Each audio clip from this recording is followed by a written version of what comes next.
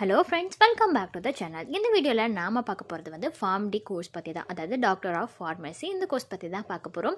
இந்த கோர்ஸ்க்கான பெனிஃபிட்ஸ் என்ன, டியூரேஷன் எவ்வளோ வரும், எலிஜிபிலிட்டி என்ன, சப்ஜெக்ட்ஸ் என்னென்ன இருக்குது, எவ்வளோ ஃபீஸ் வரும், எந்த மாதிரியான ஜாப் பொசிஷன்ஸ்க்கு நம்ம போகலாம், எவ்வளோ சேலரி கிடைக்கும், இந்த டீட்டெயில்ஸ் பற்றி எல்லாமே நம்ம இந்த வீடியோவில் பார்க்க போகிறோங்க.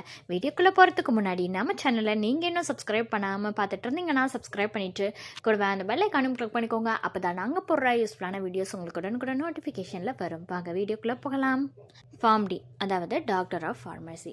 இந்த கோர்ஸை பொறுத்த வரைக்கும் பார்த்தீங்கன்னா இது ஒரு ப்ரொஃபஷ்னலான டாக்டர் டிகிரி, அதாவது ஃபார்மசியில் இருக்கிற ப்ரொஃபஷ்னலான டாக்டர் டிகிரி.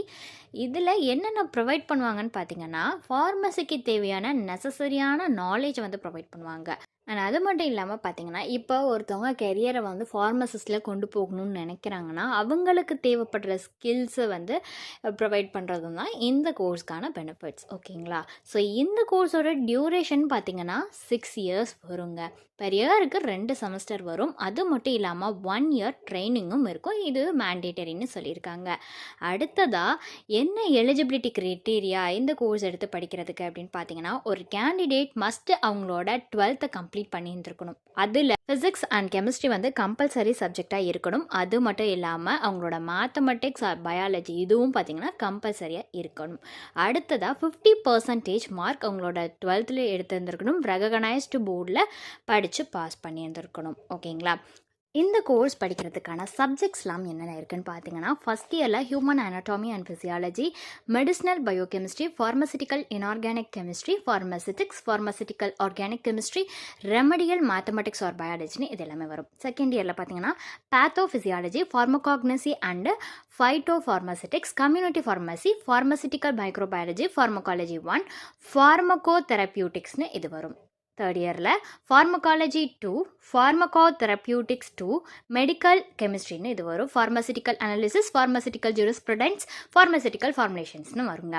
ஃபோர்த் இயரில் pharmacotherapeutics 3, clinical pharmacy, biopharmaceutics and pharmacokinetics, hospital pharmacy, biostatistics and research methodology, clinical டாக்ஸாலஜின்னு வரும். ஃபிஃப்த் இயரில் clinical research, clinical pharmacokinetics and pharmacotherapeutics drug monitoring project work 6 months இருக்கும். Pharmacoepidemiology and pharmacoeconomics கிளர்க்ஷிப்னு இது எல்லாமே வரும். So 6th இயரில் பார்த்தீங்கன்னா இன்டர்ன்ஷிப் ஆர் ரெசிடென்சி ட்ரைனிங் இதை வந்து கொடுப்பாங்க. ஸோ இந்த ஃபார்ம்டி கோர்ஸ் முடிச்சுட்டு எந்த மாதிரியான ஜாப் பொசிஷன்ஸ்க்கு நம்ம போகலான்னு பார்த்தீங்கன்னா, ஹெல்த் கேர் செக்டார் போகலாம், pharmaceutical industry, pharmaco vigilance and இந்த மாதிரியான நிறைய ஜாப் பொசிஷன்ஸ்க்கு போகலாங்க.